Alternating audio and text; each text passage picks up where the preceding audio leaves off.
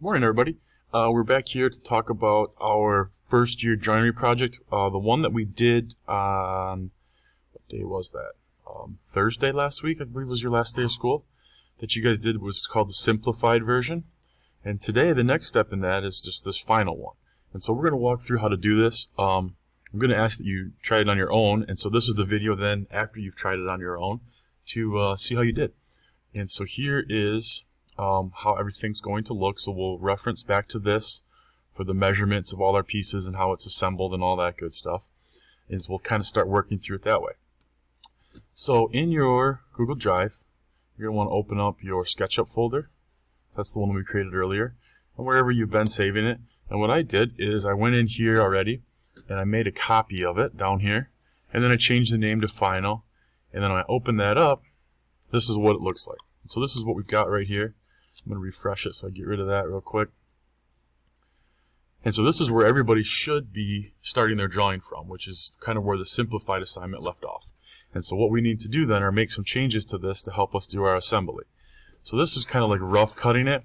And now we'll go in and make our final cuts to get everything nice and square and accurate and all that good stuff.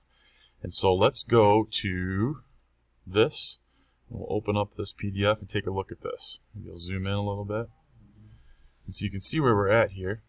And so we might as well just start in the top and work our way around. So part A, and then here's part A. It's 11.5, so our length is right, 3 wide, we're good. We just need to add this 45-degree corner. All right, so with your arrow, the selector tool, double-click part A. And so you can see when I click this, it's this component, piece A. Double-click it to edit it, all right? And so now what we need to do is we're going to go in here, grab the Protractor tool. And we want it to be green. We're going to hit that corner. And what we want to do is make, from the edge we're keeping, we're going to go down 45, enter, and it makes this 45-degree dotted line. So it's kind of like a tape measure line, a guide line really. So let me come over and hit our line tool, and now we're going to fill it back in with an actual line, and then hit P for push-pull. And push-pull that 45 out of there, hit E for erase, get rid of my guideline, click outside of that, and piece A is now edited. Alright, so let's take a look at B. There's a little bit more to part B, which is over here. Here's the back side of it. We need to make this 45-degree angle because it's going to match up with part A. And all of our corners we want to be 90, so half of, if we take 45 out of 90, it leaves us with 45. And then we got to put this little groove in here too. So let's do the 45 first. So my selector tool, I double click, go back to my protractor, start on the edge I'm going to keep, come out here, hit 45 on the keyboard, enter, line tool, so I hit L, filled that back in, P for push pull, got that out of there, E for erase, get rid of that. We can see that's good now.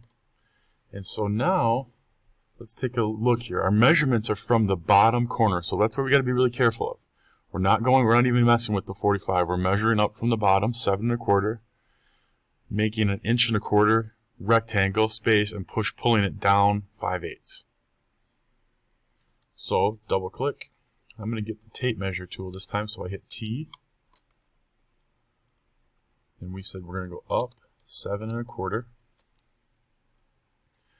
and then from there we want to go up another 1 1/4, and so that's where I need that. You can do this a couple ways. You can draw a rectangle, which is what I'm going to do, or you can do a couple line tools, but basically just pulling it from corner to corner. And then we said that we're going to pull it 5/8. So hit the P for push pull and push it in 5/8. Oops, I moved my mouse, so I got to type that again. 5/8, enter, and that's where we want to be. Hit E for erase, and get rid of those guidelines. Select tool, click out of part B, and part B's edits are now made. Oops, part B is now complete. C gets left completely alone on the bottom down here. And let's go to D now. So D on the bottom has an 1 1/4 that's only pushed 1/4 this time. And then this little notch. We'll come back to that. We'll do this one for now. Alright, so select tool, double click, tape measure, we're going to go up 1.25 inches, and then we're drawing in a rectangle here. Okay, and now push pull that just 1/4 inch this time. So push it in 1/4, hit enter. Now I hit E for erase, get rid of the guideline, space bar to get back to the pointer tool, click outside of that. Not a bad idea to hit save once in a while. Okay, now this one, it gives us the option of either measuring from the top or the bottom, but make sure you're not measuring off of this new piece we made, off of the original corner. And so I'm just going to go from the top. I'm going to go down 6, and then it's 1.25 inches from here to here, and 1.5 inches out from the front. Okay, so let's do that. Double click that, T for tape measure, down 6, oops, and then down 1.25 again. And now this way, we're going in 1.5 inches, 1.5. And R for rectangle, make sure you're on the intersection. Pull it over to the other intersection. And now that gets pushed all the way through. It gets cleared right out, all the way through. Push pull for the P. Push pull that out of there. Got some erasing to do, so I hit E. Start going after all my guidelines. And there we go. Spacebar, click outside, and part D, component D, is now edited. Alright, so those are done. I think we've just got to mess with part E now. So let's go back here. Looking at E, the only thing is 1.5 inches by 1.25 inches, that little rectangle taken out of E. And it's the front corner taken out. So let's look here, double click it, T for tape measure. So we're going into 1.5 inches, which should also be the midpoint, which it is, 1.5 or 1 1/2. And then from the bottom, we're going back 1.25 inches, rectangle to R. Alright, then we're going to push pull that out of there.